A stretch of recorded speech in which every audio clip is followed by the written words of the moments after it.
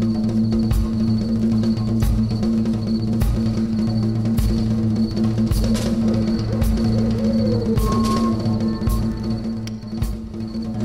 everyone, welcome to The Lost Generation, outside of the mainstream. My name is William Hooker.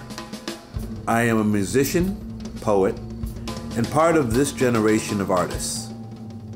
My goal with this podcast, which is being broadcast on its own YouTube channel and my website, williamhooker.com, is to introduce you to many of the musical artists that are outside of the mainstream and have made important artistic contributions to our culture.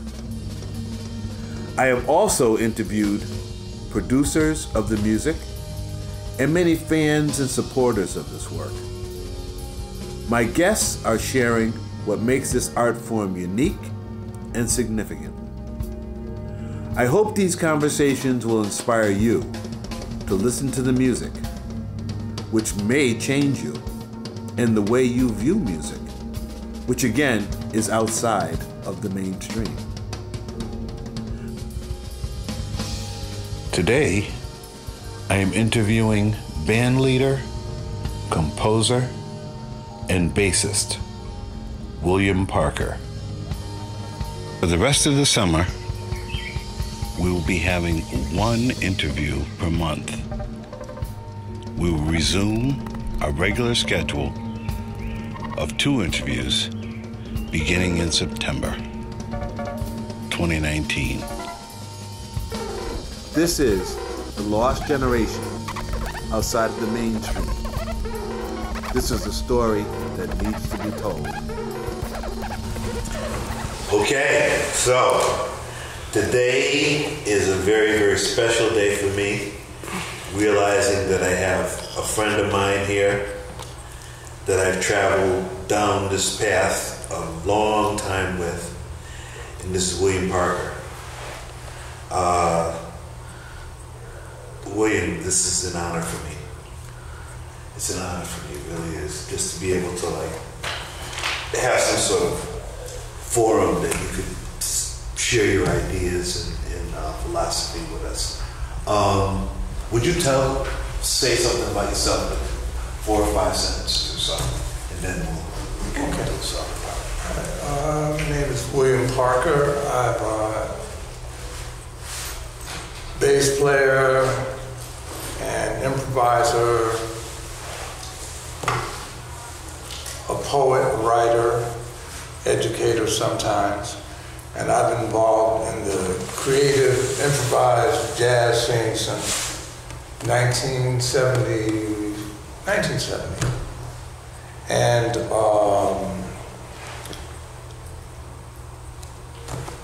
I'll try to continue doing it until I can't do it anymore. I'm trying to discover a lot of things about music and flow, and over these years, and so that's what I'm trying to do. Beautiful, man. Met a lot of wonderful people. These musicians here, Steve Swell and Barry Alshaw. Yes. And many, many more. Some are gone, some are still with us, but it's been a great, great, great experience. I wouldn't change anything about it. So, just a general question. Yes.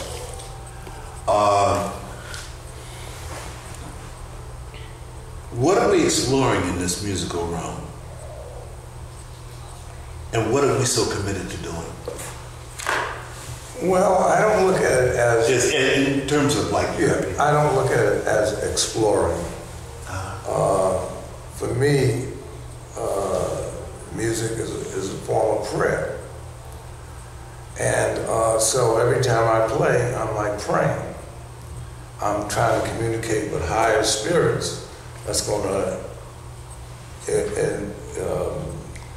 animate me so that they can come through me, and we can play music of a higher plane, which then goes out to the audience and will animate them into changing their lives and feeling high on an ethereal plane. Yes. I mean, I don't so much say like, okay, I'm experimenting with this sound and that sound. No, I don't do that necessarily. Mm-hmm. But I just try to jump into the already. I mean, music is like, to me, is a river that already exists. And so what I'm doing is jumping into that river and trying to navigate it. And the experiment is to follow where it goes and try not to lead it, but let it lead me. Feeling that it's stronger than me, so I should follow it rather than me following, trying to guide it. Like say, okay, music, you have to be 7/4 or 6/8 or 4/4, you know. Right. And music is saying, don't tell me what to do.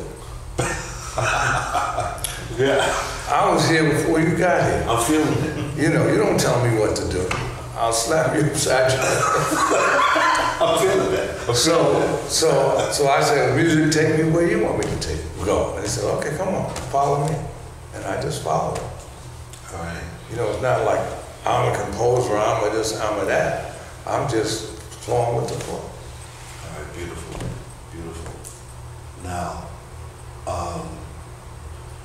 your books are very, very, not only timely, but timeless in terms of the many people of our generation and other generations that you've spoken to. So I want to ask you about certain people that you and I both know, people that you don't, that I don't know, and I want you to give us a little bit of elaboration on these people's music. I don't necessarily, I'm not thinking about personalities and who did what. Yeah, you know. Yeah. Right. Okay.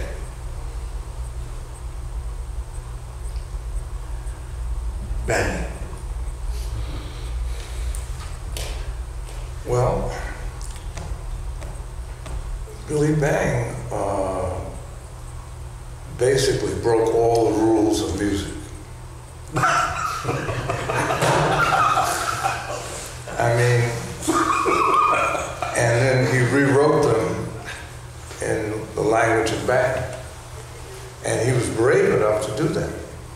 Because he said, well, you hold violin wrong, you bow wrong, you finger wrong, everything you do is wrong. But being wrong was right for him, and it's right for everybody. You know, there is no right and wrong in music. It's just like, well, you know, I want to hold the drumsticks like this. So that's wrong. And then if you do it for 40 years, it's right. If you can make it sound out of it, it's right. You know, now, you know, it's up to everybody. I mean, you have the freedom to do what you want in music. And Bang, yes, he used to play the bongos in the subway when he was a kid. And he had a sense of rhythm and melody. And he just had this sense of putting music together. Because he would like do it like a puzzle, you know, here and there, put it together, and next thing you know, this thing would be happening. Kind of like Pharoah Sanders. Pharoah had this magical thing that after a few sounds, that Pharoah was in his zone, he's gone. You know? And then it's like, well, I remember he was taking lessons with Leroy Jenkins. And Leroy said, I can't do nothing with you, Bang. You know, he said, I can't teach you nothing. You know, because everything you do is wrong.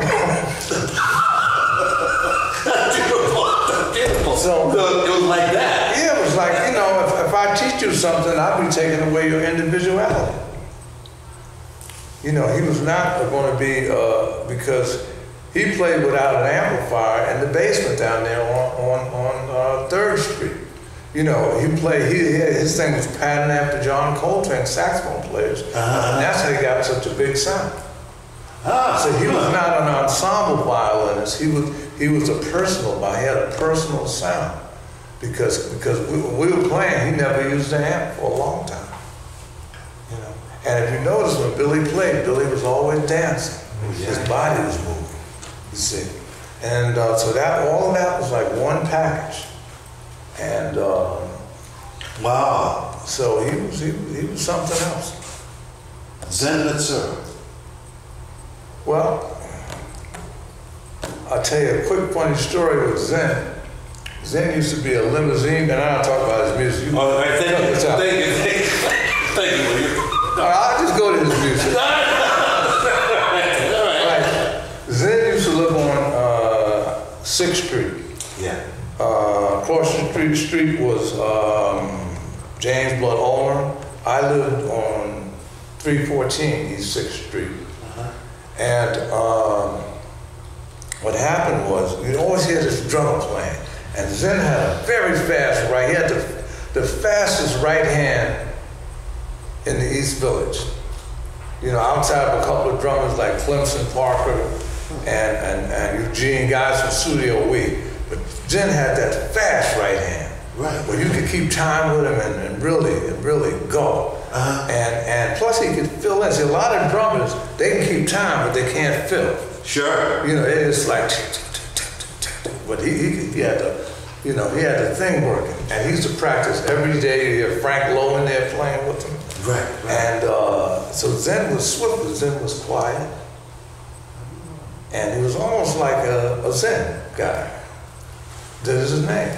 His mother was Korean, his father was Japanese. So he had that going.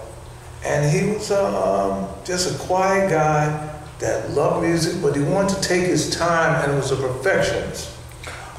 Everything had to be perfect around him. Very good cook. He used to cook at the Doyle restaurant. And everything around him had to be perfect. He built a recording studio. We used to record down there.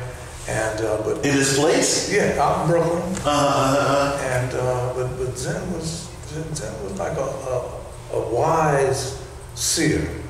You know, he'd help people out. He'd do things for people, and he's always quiet and very, like a walking meditation. Beautiful vessel. Beautiful, yeah. Nice guy. Yeah. And he tuned his drums. Sure. Yeah. Not everybody tunes their drums. Well, I don't know. I mean, sometimes the weather makes. Well, yeah. But I mean, he had a nice melodic sound. I hear. So no, Zen was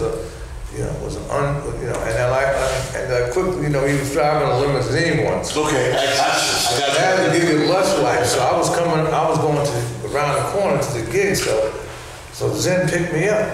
And so I wanted the band to see me getting out of the limousine, so we just waiting there for somebody to come out to see me getting out of the limousine. Yeah. So Zen kept saying, "I gotta go, William, I gotta go." I said, "Well, wait a second." And then, finally Cecil and them came out and went in, and I came out, and they saw me getting out of the limousine.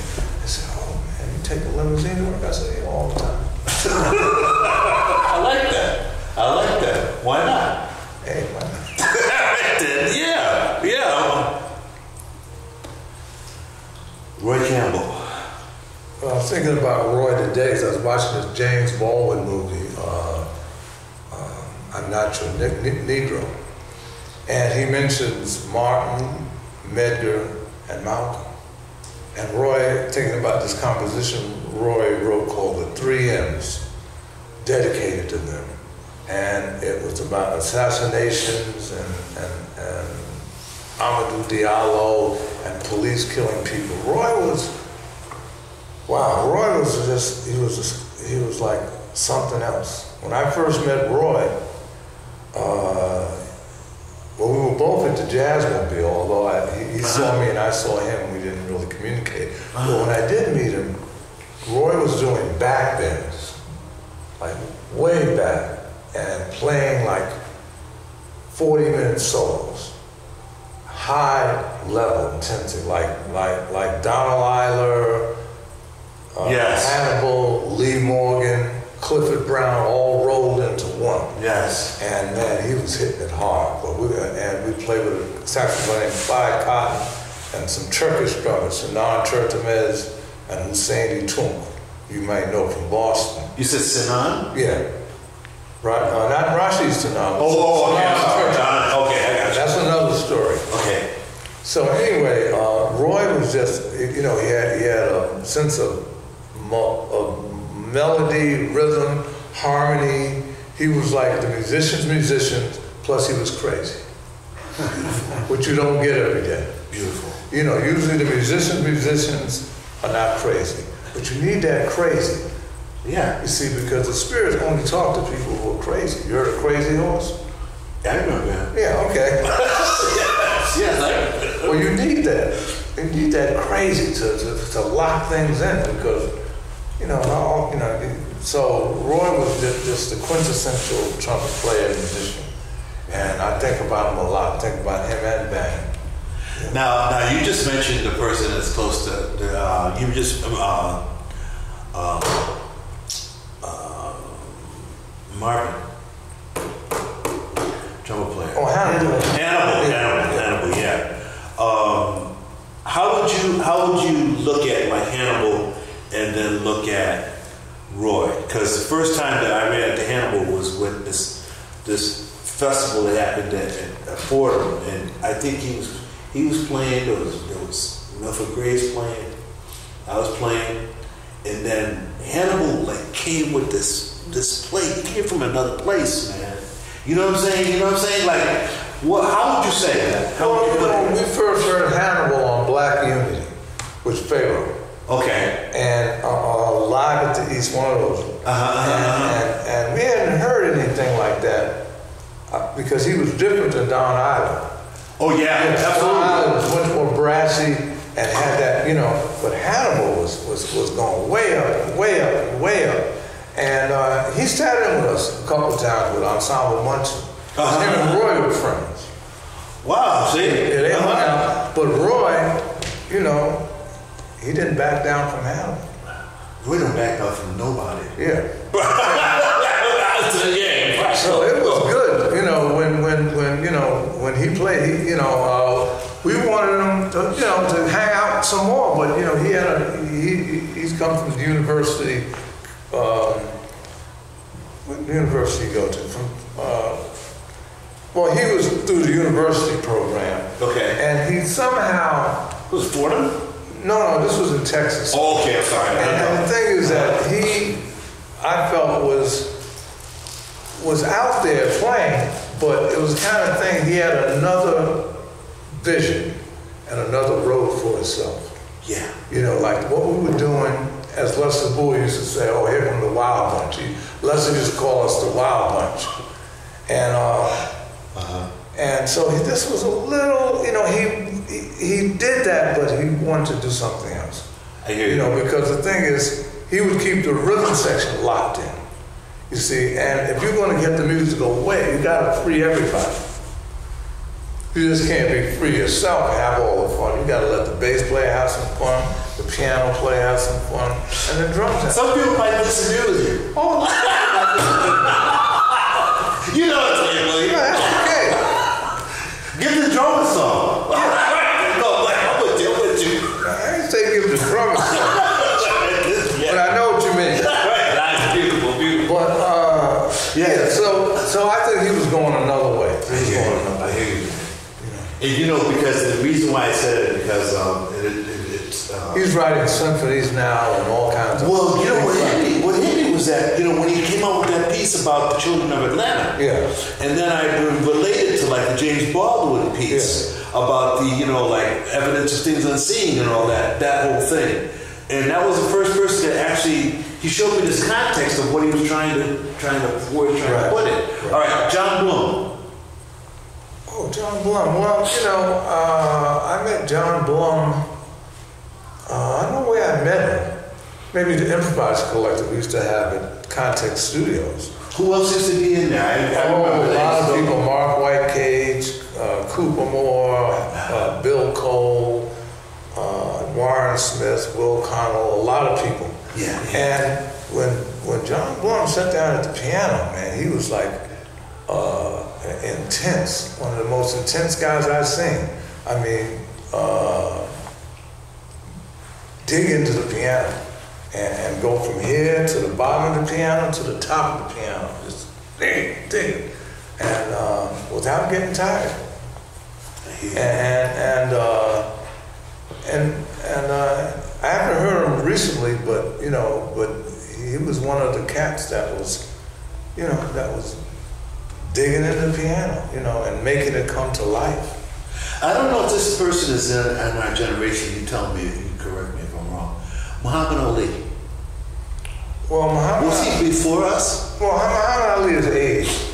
He's 80? Yeah, he's 80 years old. Wow. And I met him in Europe. He was playing with the Jazz Doctors, which was Billy Bang, Muhammad Ali, Peter Cobalt, and Frank Lowe. Okay. And three of them were doctors, and one was Peter Cobalt wasn't really a doctor, but three were doctors. Frank Lowe. How was Frank a doctor? In terms of explain. Well, a doctor can write out prescriptions. I like that. Well, okay, I'll leave it there. Oh, I see. I get it. Okay. I get it. Yeah. But the main prescription is that Frank was a sweet cat, and Frank, you had Frank Wright, you had Frank Lowe, you had Marsden Watts, you had Arthur Doyle, you had there's one other guy who were doing stuff in the upper register. And Frank had figured something out to get way up there to almost talk through his horn in the upper register. And when I met Frank in 1971, 72, he was one of the guys that gave me one of my first gigs at 1973. And Frank was playing. Frank would not stop. Frank, Arthur Doyle wouldn't stop either, but Frank wouldn't stop. I mean, he would just go. I always loved him. Beautiful. But you don't find too many people who don't stop. You know this dude Marvin Patton? The drummer? Yeah. I tell you. I never met him. I heard him on record. Okay. I heard him a lot on record, on ESP records. Yeah. Okay. All right. I was just thinking of dudes that I know that were in this realm of where we are. Arthur Brooks. Arthur was trumpet. Yeah, you played with him, right? Yeah, I played with Arthur. Was he Ubuntu? No, that was Arthur Williams. Oh, okay, now I'm sorry. You had trumpets that you had Raphael Malik, Arthur Brooks, Arthur Williams. Yeah. Arthur Williams kind of stayed up in Vermont, Bennington. He'd come down and play a little bit. He was coming student with Bill Dixon. Yeah. And then Arthur Williams was from Jamaica, Queens. He was out there with Milford Graves. He lived in the projects. And Arthur was something else. What about his music? How was he? Well, Arthur, they just released the first record under his name. Posthumously, he died. But Arthur he just had a sound he discovered all the areas that other trumpet players weren't playing, he played.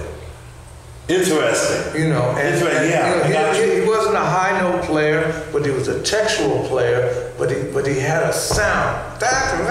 He wasn't like Lester Bowie. Wasn't like anybody you could name. Lester had his own. Arthur Williams had his own thing. Played with Cecil. Played with Milford.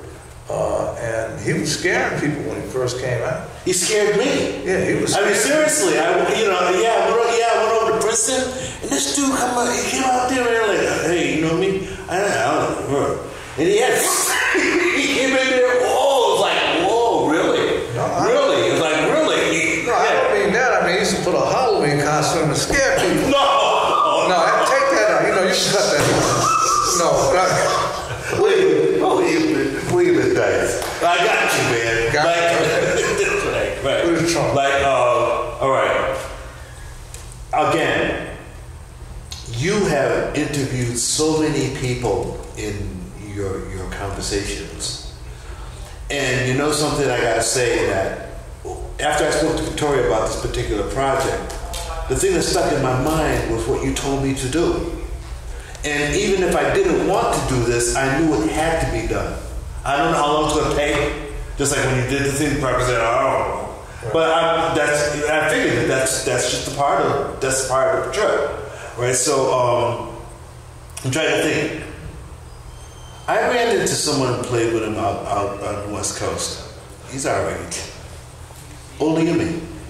Oh, Oluyeme, yeah. Will you tell me something about his music? Oluyeme is... And his brother. You know his brother, right? Yeah. Ken Thomas, Oluyeme Thomas. Oh, he's what you call a jazz original.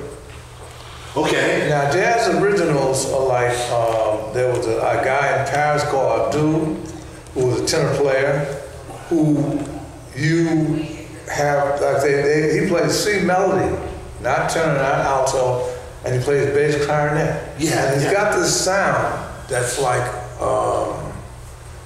wow, you first of all, you can't tune up with him. Don't even try. I'm with you. I hear you. But he's like Pelican. Pelican used to play the clarinet. I mean, these cats are like, they're in another zone and realm. They're like, almost like cats from the streets who have their own university of playing. You know, like Alan Silver used to tell me, he used to study with a guy, piano with a guy, that he didn't have a piano, and he had a cardboard piano. And he'd be playing the chords, and he'd say, Alan, that's wrong. That's wrong. No, it sounds like this. And then, but it was a cardboard keyboard. You see, it was cardboard. And those guys, like Asa Allah, there's a whole bunch of them. I love it. All right. See, and nobody understands. It's like the critics don't understand. I'm listening. I'm just, you know, this is incredible to me. I love this. It's like it's a thing on the street. It's like a wino thing. It's like a go to the pawn shop, grab an instrument, and start playing the thing. Yeah. You know. Yeah. And play it every day and meet in the park and play. And next thing you know, you're playing. And somebody said, well, can you play How High the Moon? And he said, I don't know how high the moon is. Why don't you measure it? I like that. That's what they tell you. But yeah, that works. Yeah. That makes sense. Yeah. So it's a whole nother way of thinking. It's a whole nother way of like, you know, like you say, yeah, you out of tune, and they pull a knife out on you. Okay, you in tune. It's that kind of thing, you know. Or like I know these people. I've seen them. Or like the drummer Rashid Sinan, man. Okay. You go to his house, he tell you to solo. If you don't solo, you in for a battle. Well, what about Rashid's playing? How did you feel? Something else. Oh man, he was whoa. Charles Rakim like Rashid Sinan. He like what was his feet doing? Because when I heard him, he'd be like, you know what I'm saying, right? Yeah, he'd be dancing with his feet. Yeah, you remember? Oh no, he was something else. Man. Yeah. Sinan, like I said, there's a drummer Clemson Parker, Eugene. There's a bunch of them who never really recorded that much. Yeah. Sinan's on Arthur Doyle's record, Alabama Feeling. All right then, okay. And that's about the only thing outside of Black Beans that he's on. Well, yeah. And he's out there in Brooklyn, you know, if you can find him, I'm sure he want to come back. But if he's, you know, I'm sure he'll be coming after me if the skills on in the movie. So Black Beans, man. Yeah. Ahmed Abdullah. I met Ahmed down in Studio Week, and the first thing Ahmed told me was, I like melody. Okay, all right. He says, I'm a melodic player. And lo and behold, he was. Lo and behold, he wasn't a fire player, he was a melodic shifter of sound. Okay. You know, we played a group called Melodic Quartet with Charles Rakim. I remember. And Roger Blum. That's right, yeah. And Charles would write those melodies, and Ahmed would just read them, and it had this thing happening. And it was just the perfect sound. Not playing too much and not playing too little, but just playing the economical, playing the right thing at the right time. And that was Ahmed. Now, I don't know if I don't know if Wind up. I'll ask you a question.